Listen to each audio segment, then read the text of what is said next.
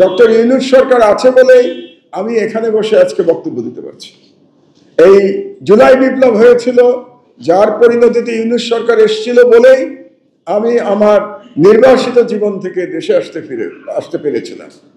এই সরকার এসেছিল বলেই আমার দেশ আমরা আবার চালু করতে পেরেছি। প্রায় 500 সাংবাদিক বেকার জীবন থেকে 11 বছর পরে তারা আবার কর্মজীবনে ফিরে এসছে।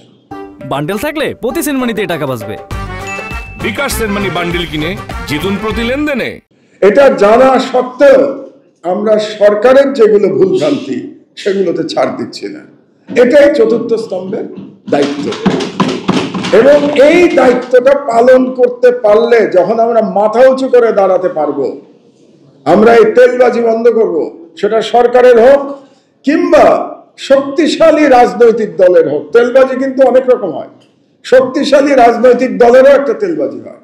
কারণ সাংবাদিকরা না, মানে যারা মালিক কিংবা যারা সম্পাদক উঁচু পদে থাকেন, তারা চিন্তা করেন ক্ষমতায় যে আসবে তাকে তুষ্ট করা দরকার।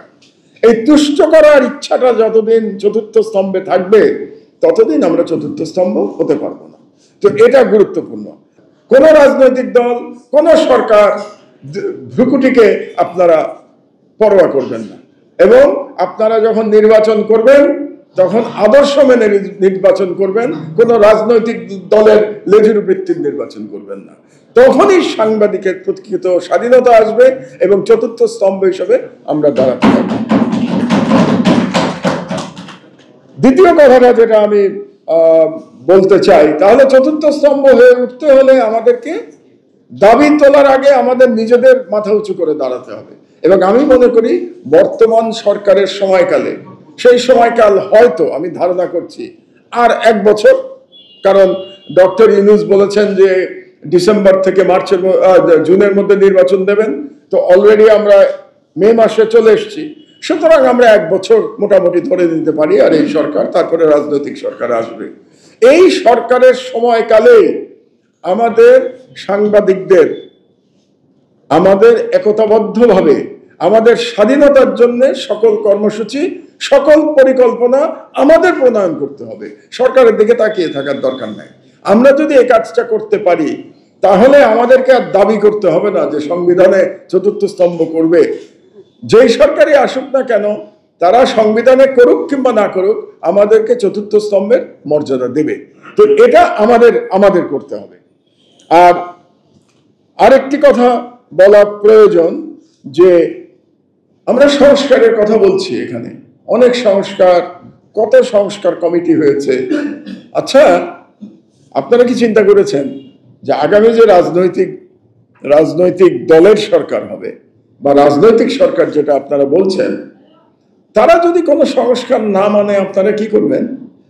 এটা চিন্তা করেছেন? আপনারা এই সরকারের কাছে দাবি করছেন কি কি সংস্কার করতে হবে। এখন আগামী রাজনৈতিক সরকার এসে যদি বলে আমরা কোনো সংস্কার মানি না, আমরা আমাদের মতো করে রাষ্ট্র চালাবো, সেক্ষেত্রে আপনারা কি করবেন? আমার মনে হয় সেটা নিয়ে একটু আগাম পরিকল্পনা করে রাখা দরকার। আমি একজন বাংলাদেশের সিনিয়র সিটিজেন, সিনিয়র সম্পাদক হিসেবে আপনাদেরকে সতর্ক করছি মাত্র। এই সতর্কতা থাকা দরকার। যেমন ধরুন, আগামী নির্বাচিত সরকার কিছু করলো না, মানে কিছু করলো না মতো হাসিনার মতো তো এটা সম্ভব না, ওরকম ফ্যাসিস্ট হলো না, কিন্তু বিজ্ঞাপনকে হাতিয়ার হিসেবে ব্যবহার করলো, বিজ্ঞাপনকে অস্ত্র হিসেবে ব্যবহার করলো। তাদের যে বিরোধী পত্রিকা, সেই পত্রিকায় বলে দিল কোনো সরকারি বিজ্ঞাপন পাবে না। তাহলে সেই পত্রিকা টিকে থাকবে কি করে?